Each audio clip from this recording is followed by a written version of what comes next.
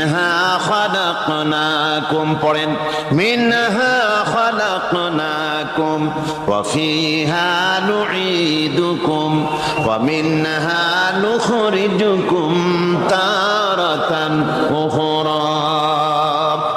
এ বান্দা, এই মাটি দিয়া তোরে তৈরি করা হয়েছিল, এ মাটির ভিতরে রেখে গেলাম, আবার এই মাটি থেকে আল্লাহ রব্বুল আলামিন তোমারে জিন্দা করবেন। কিয়ামতের ময়দানে সকলকে উঠতে হবে সেখানে আল্লাহর দরবারে। আল্লাহ পাক বলছেন, বান্দা কেমনে অস্বীকার করো? ইন কুনতুম ফি রাইবিম মিনাল বা'স ফাইন্না খালাকনাকুম মিন তুরাব। পরকালকে যারা অস্বীকার করো, কিয়ামতে উঠতে হবে, এটাকে কিভাবে অস্বীকার করো?